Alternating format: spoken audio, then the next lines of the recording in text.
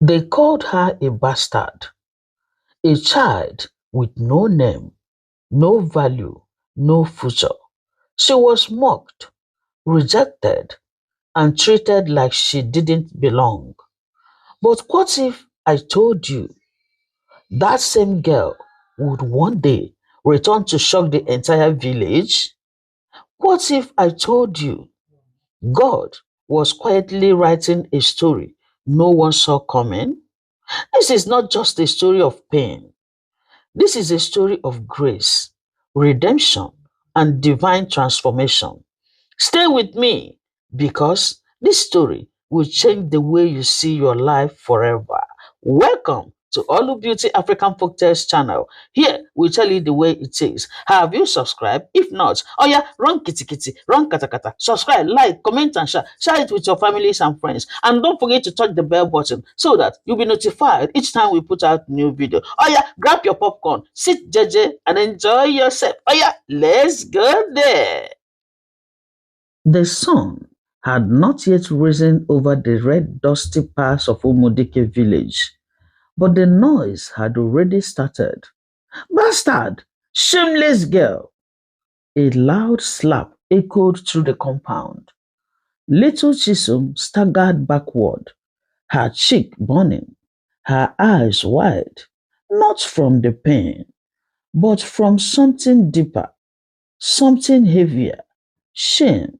She was only 10 years old. And this was her normal. In Umudike, everybody knew Chisom, not because she was beautiful, not because she was brilliant, but because of one word that followed her everywhere like a shadow. Bastard. No one knew her father, or rather, no one wanted to say.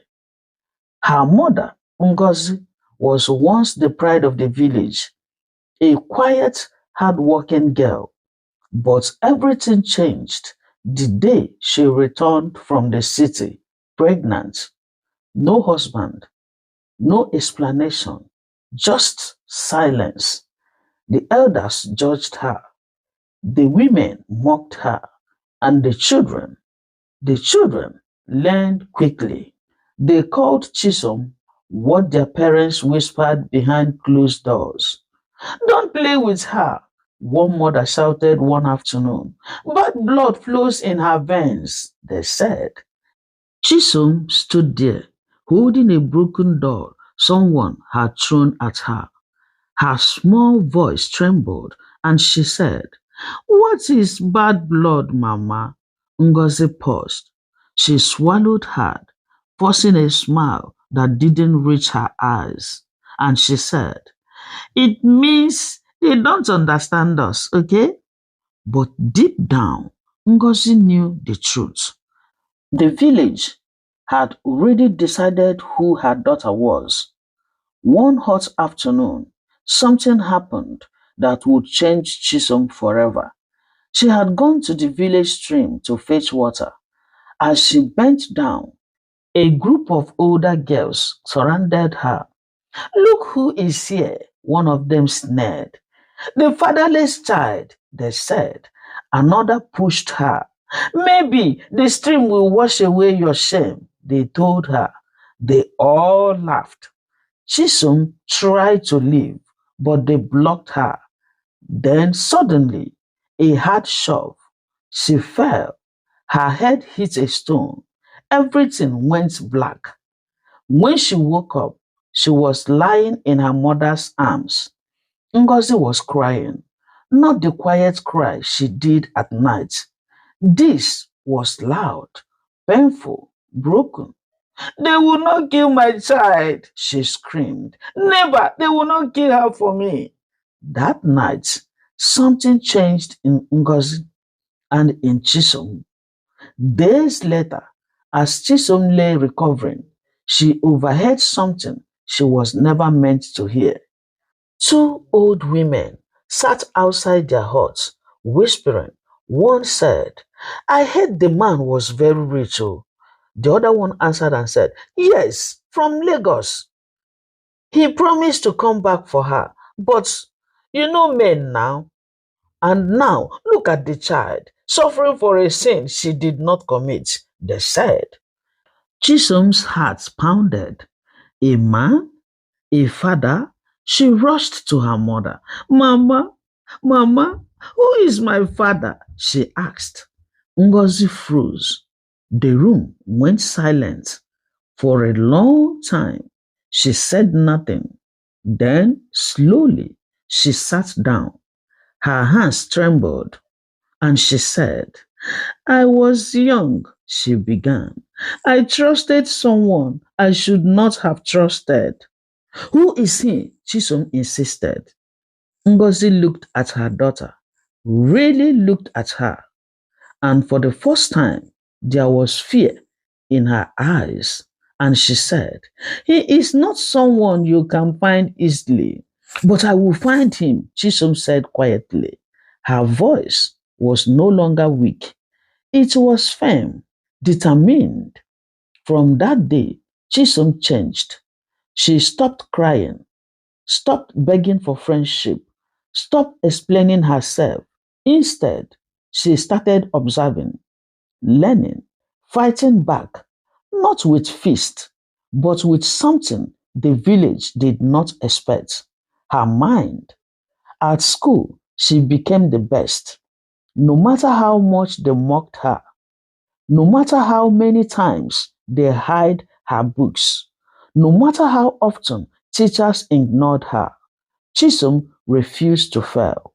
One day, her teacher, Mr. Okeke, called her after class and said, why do you push yourself like this? He asked. Chisom looked straight at him and said, because one day I will leave this village, and when I do, nobody will ever call me a bastard again. Mr. Okeke was silent. Then, slowly, he nodded and said, good, he said, because you are meant for more than this place, okay? One morning, news spread across Umudike like wildfire. A scholarship program had come to the local school.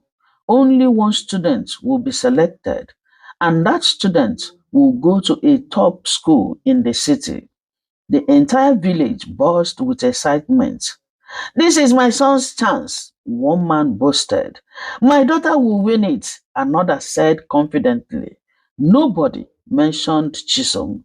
Nobody even considered her. But when the exams were written and the results came out, there was silence, deep, shocking silence, because the name at the top was Chisom Ngozi. What? How is this happen? That bastard girl? The village erupted. Some refused to believe it. Others demanded a recheck, but the results remained the same. She had beaten everyone, fair and square.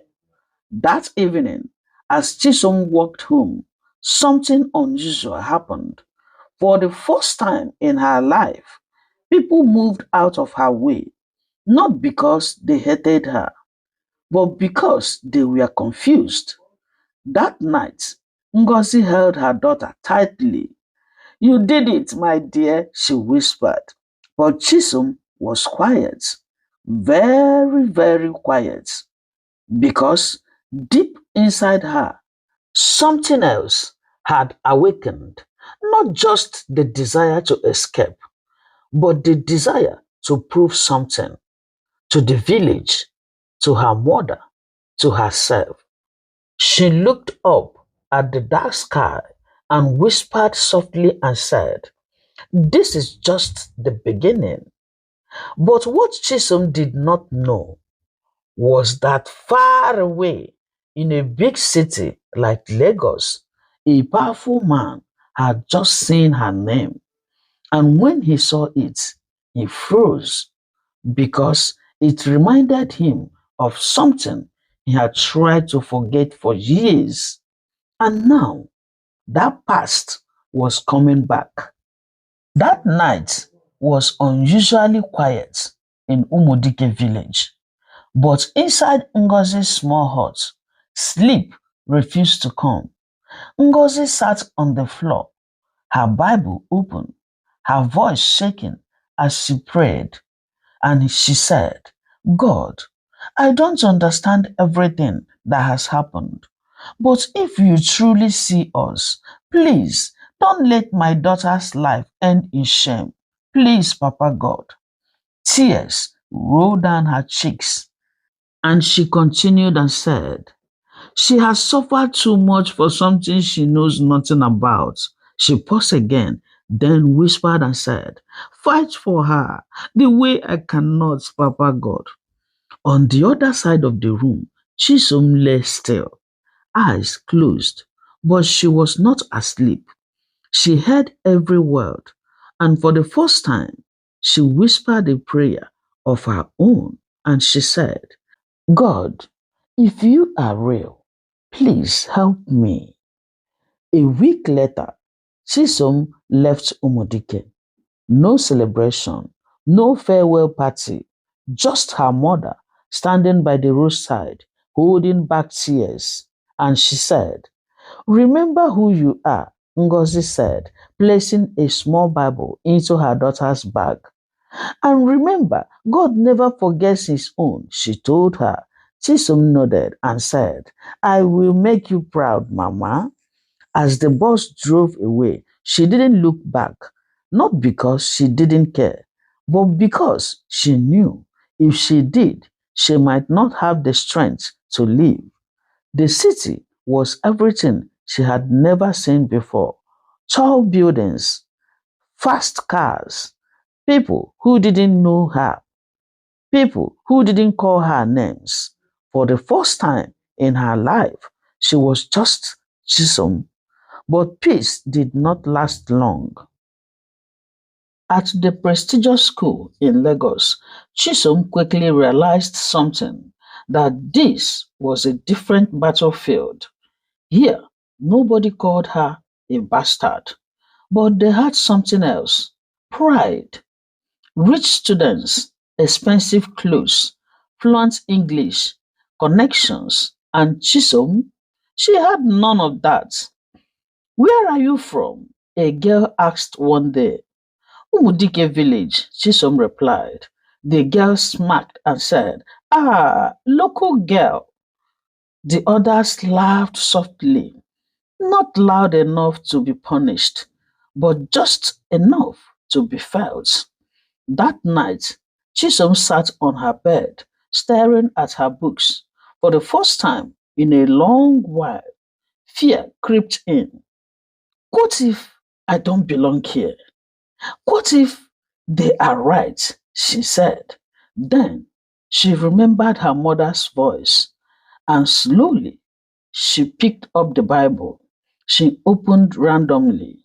Her eyes fell on a verse which read, the stone which the builders rejected has become the cornerstone. She read it again and again and again. Something inside her shifted. They rejected me, she whispered. But God has not, she said.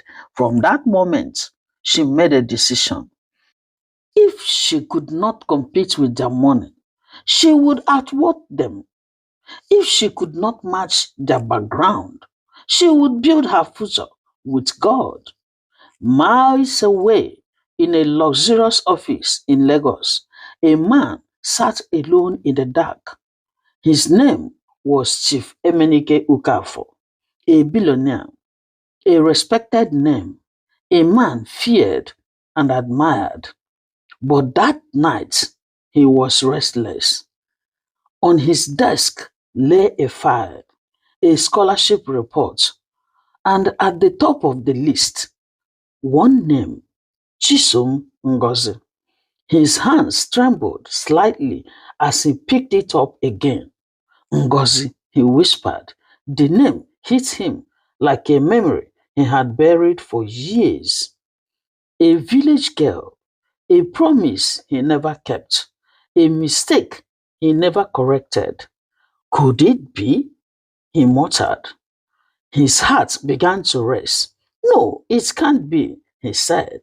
But something deep inside him said otherwise. That night, Chief Emenike did something he had not done in years. He knelt down, slowly, awkwardly, like a man who had forgotten how to pray. God, he said, his voice low and uncertain, if this is your doing, if this girl is who I think she is, he paused, struggling with his own guilt. Give me another chance, oh God, to make things right, he prayed. Back at school, Chisholm's brilliance began to shine again, but this time it was different. She was not just reading, she was excelling, dominating. Teachers began to notice. Students began to whisper, who is this girl? How is she always first? One afternoon, the principal called her. Chisom, you have been selected to represent this school at a national academic competition.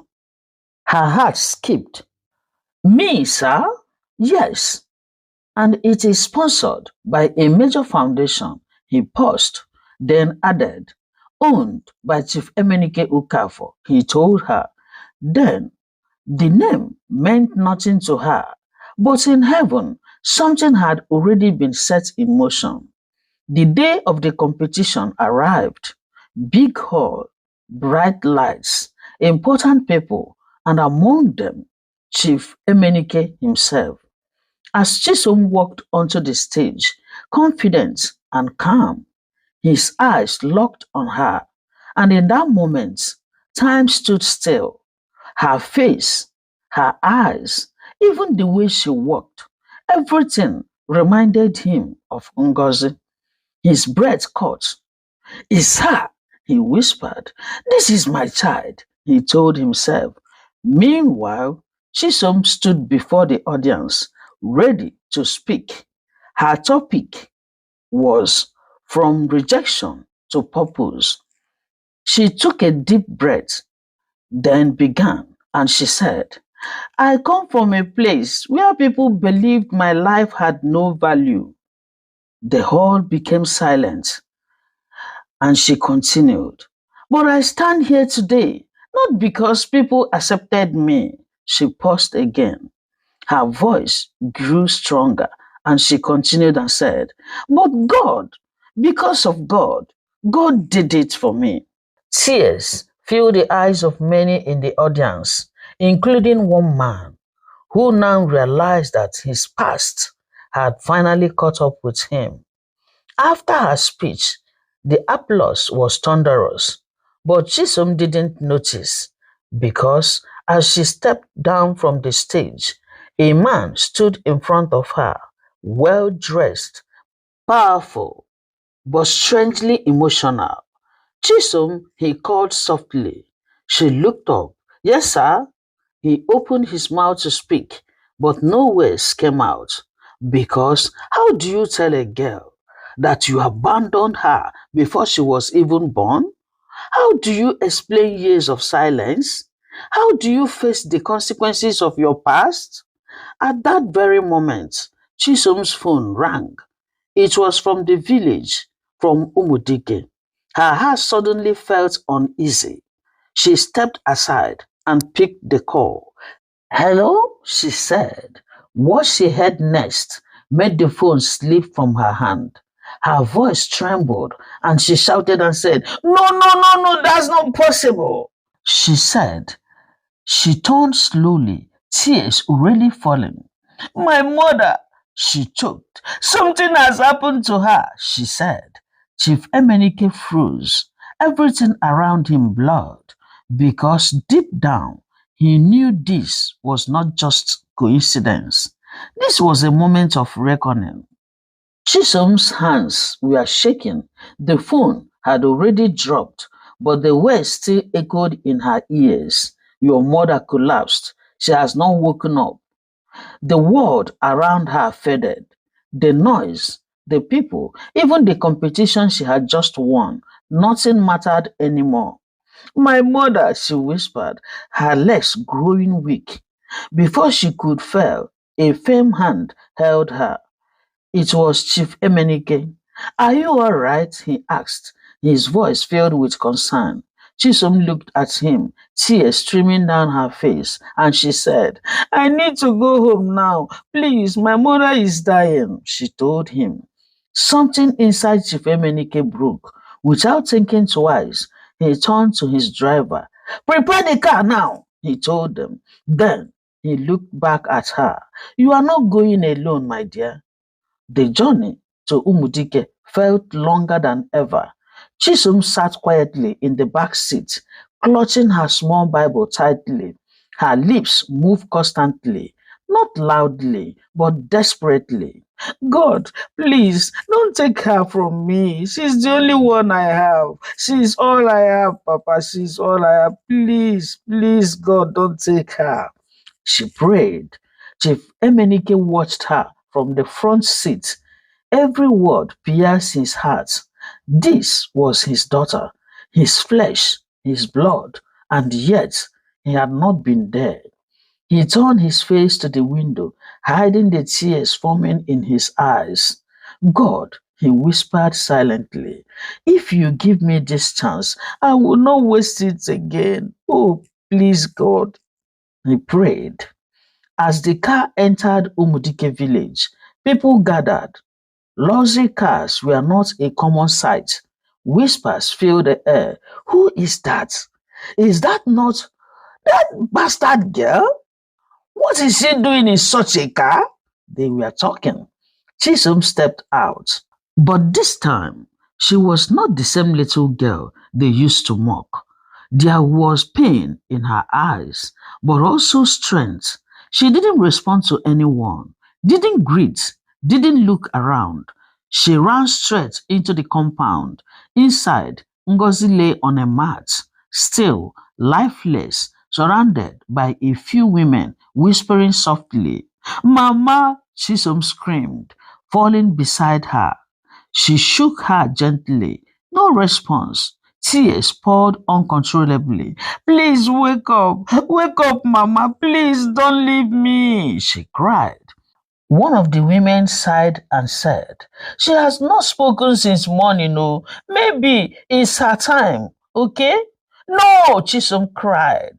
Her voice echoed through the compound. At that moment, something unusual happened. Chisom slowly wiped her tears. Then she did something no one expected.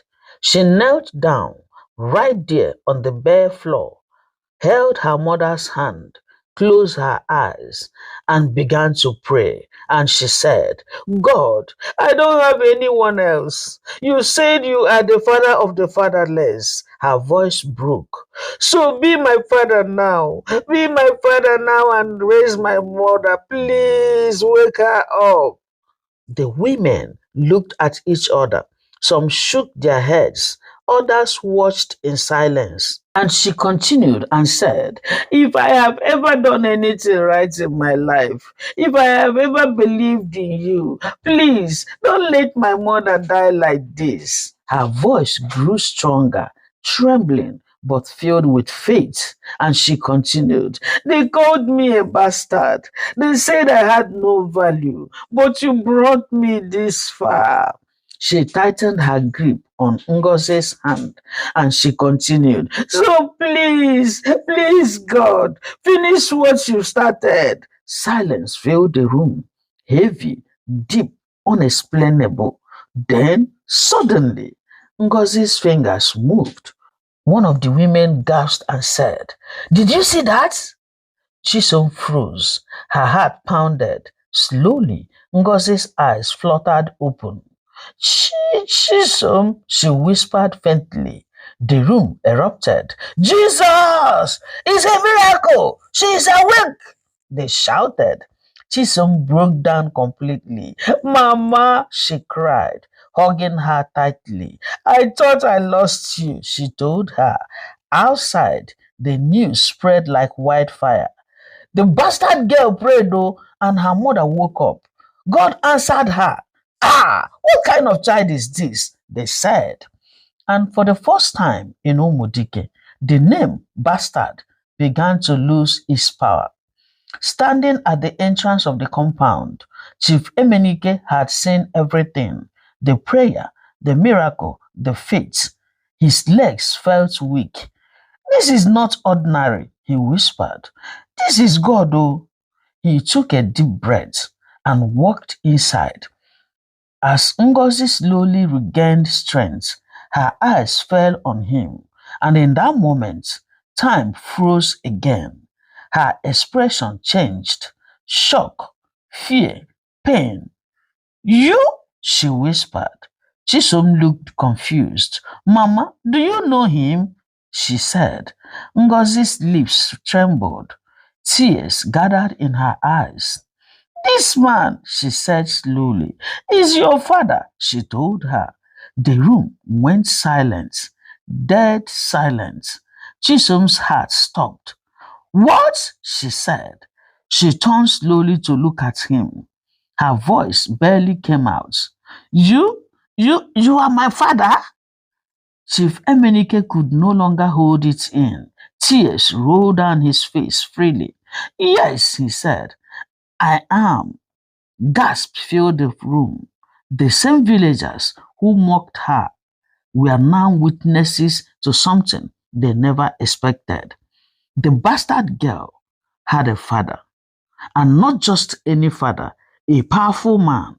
But Chisom didn't smile. She didn't run into his arms. She didn't celebrate. Instead, she stepped back, pain filling her eyes, and she said, "Where were you?" she asked, her voice quiet but heavy. "Where were you when they called me names? When they called me bastard? When they beat me? When my mother suffered? Where were you?" Chief Emenike lowered his head, ashamed, broken, speechless. "I was wrong," he said. "I have no excuse," he told her. Tears streamed down Chisholm's face again. "I prayed to God for help," she said slowly, "and he showed up." She pointed at her mother. "But you," she shook her head, "you did not." Her words cut deep, but they were true. Ngozi, weak but conscious, spoke softly and said, "Chisom, forgive him." Chisom looked at her mother, shocked. "Mama, after everything?" she asked. Ngozi smiled faintly and said, "God forgave me too, and if he did not hold my past against me, who am I to hold his?" Silence again. This time, different, softer, healing. Chisom wiped her tears slowly, then looked at Chief Emenike and said, "I don't know if I can forgive you immediately," oh," she said honestly. "But I will try," she told him.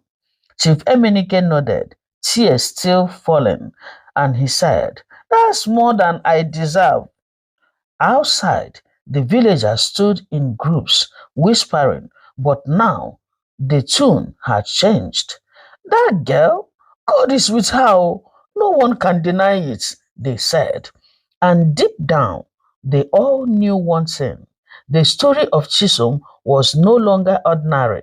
But what they didn't know was that this was just the beginning of something even greater, something that would not just change her life, but shake the entire village to its core. The morning sun rose over Umudike village, but nothing felt the same anymore. The air carried a different kind of silence, not the silence of mockery, but the silence of wonder. Everywhere, people whispered, "That girl Chisom, God is truly with her, oh. After everything, look at her now," they said. Inside their small hut, Chisom sat quietly beside her mother. Ngozi was getting stronger, slowly but surely, and for the first time in many years, there was peace in their home. But outside, something else was happening, something bigger. Chief Emenike did not return to Lagos immediately. Instead, he called for a village meeting. That alone shocked everyone. A man of his status calling a meeting in a small village like Omodike. The elders gathered, the women gathered, even the children stayed close, eager to hear. Chisom stood beside her mother, confused. What is going on? She whispered. Ngozi simply held her hand and said, Let's see what God wants to do. She told her. Chief Emenike stepped forward, dressed simply, no pride, no arrogance, just a man ready to face his past. He took a deep breath, then spoke and said, People of Umudike, his voice was calm but heavy. I stand before you today not as a chief, but as a man who made a terrible mistake. Murmurs spread across the crowd. I wronged Ngozi, he continued. I left her when she needed me the most, and I abandoned my own child. Gasps filled the air, even though many had guessed. Hearing it openly was different. I was afraid, he admitted, but today I am more afraid of God than I am of man. The crowd fell silent. I cannot change the past, he said, but with God's help, I will make things right. Then he turned toward Chisholm, his eyes filled with tears. From today, he declared boldly, I acknowledge Chisholm as my daughter before God and before man. He said. The entire village erupted, but he wasn't done. Chief Emenike raised his hand for silence, and he continued and said, I have watched this girl, he said, her strength, her intelligence, her faith. He paused. She is not a mistake. The words hit the crowd like thunder. She is a blessing. Tears filled Ngozi's eyes. Chisom stood frozen. And from today, he continued, everything that belongs to me, he looked directly at her and said, belongs to her too. The shock was overwhelming. What?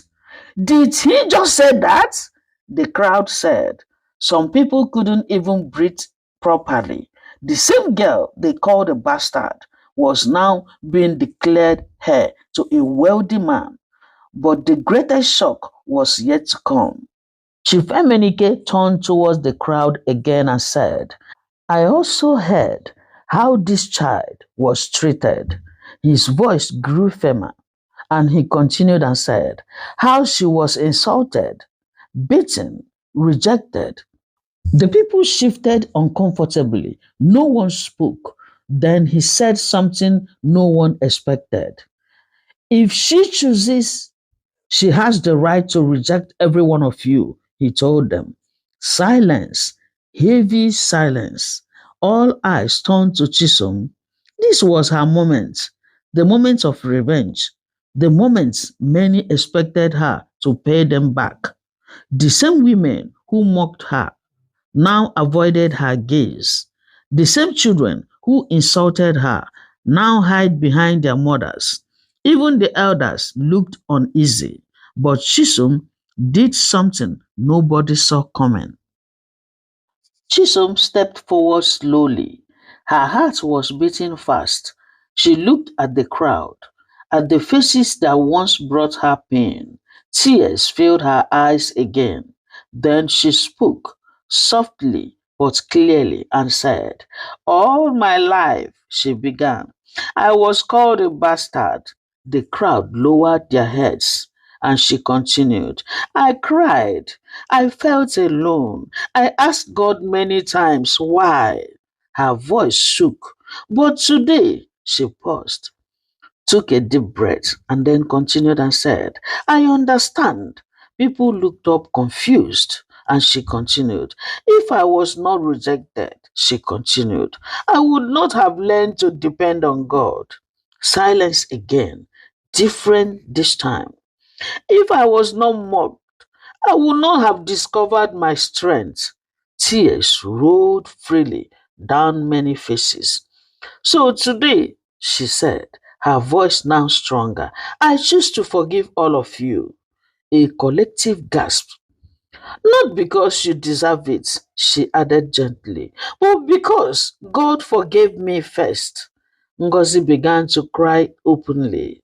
Chief Emenike covered his face, overwhelmed, and the entire village was completely silent because they had just witnessed something greater than wealth, greater than success. They had witnessed grace. From that day on, nothing remained the same in Umudike. The name Bastard disappeared completely. People began to respect Ngozi. Women who once mocked her now greeted her with humility. Children who once avoided Chisom now wanted to be like her. But Chisom did not let it get into her head. Instead, she made a decision. If God lifted me, she said one evening, then I will use my life to lift others. And that decision will lead to something even greater, something that will not just change a village, but impact many lives beyond it. Because Chisom was no longer just a girl with a painful past, she was becoming a voice, a leader, a testimony. Years passed, but the story of Chisom did not fade. It only grew stronger.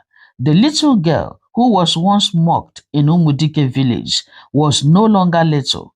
She had become a young woman, confident, wise, and deeply rooted in God. With the support of Chief Emenike, she completed her education with excellence. But unlike many, she did not forget where she came from. One afternoon, she stood at the center of Umudike again, but this time things were different. A large crowd had gathered: elders, women, children, even visitors from nearby villages, because something big was happening. A signboard was about to be unveiled, covered in white clothes. Chisom stepped forward, dressed simply, holding the same Bible her mother gave her years ago.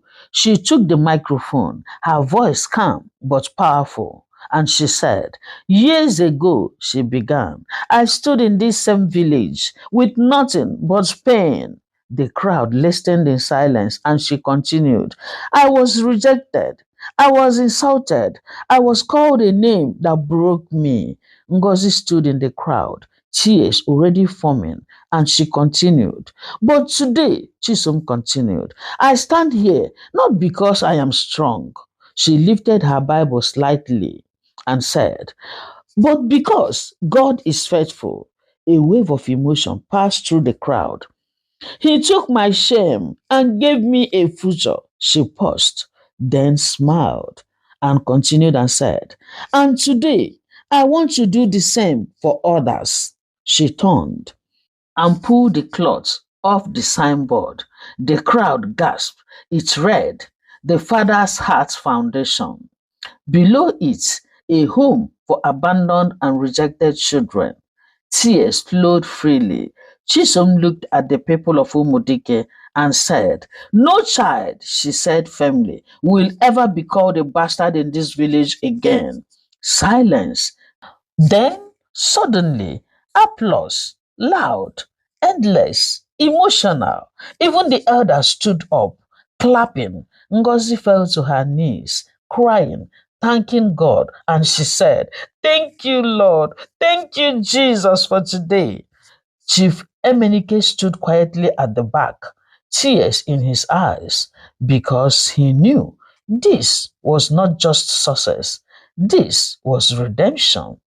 Chisholm looked into the crowd one last time and said, "If people reject you," she said, "don't let it define you. If your past is painful, don't let it destroy you. Because the same God," her voice softened, "who lifted me," she smiled, "can lift you too." Then children run into the new home, laughing, free, loved. And Chisom stands there, no longer the rejected, but a living testimony. Thank you for watching. This is where our story ends. But before we end it, let's look into our moral lessons. God does not see you the way people see you. No matter what people call you today, remember God's opinion is the only one that truly matters. Your pain can become your purpose. What you are going through is not meant to destroy you, it is meant to prepare you for something greater. God never forgets his own. Delay is not denial. When God remembers you, everything can change in a moment. Forgiveness is greater than revenge. Forgiveness does not make you weak, it makes you free. Faith can change any situation. Never underestimate the power of prayer. One sincere prayer can change a hopeless situation. Where you start does not determine where you end. Your background does not define your future. With God, your ending can be greater than your beginning. True success is not just rising, it is bringing others up with you. Finally, from being called a bastard to becoming a blessing to many, only God can write a story like this. Thank you once again for watching. Please, if this story touched your heart, I want you to take a moment, drop a comment, and tell me what lesson spoke to you the most. And if you believe that God can change any situation, type God is able in the comment section. Don't forget to like this video, share it with someone who needs encouragement today, and subscribe to this channel for more powerful life-changing stories. And don't forget to touch the bell button so that you'll be notified each time we put out new video. Stay blessed and remember, your story is not over yet. God bless you all for watching. Love you. Bye bye. Mwah.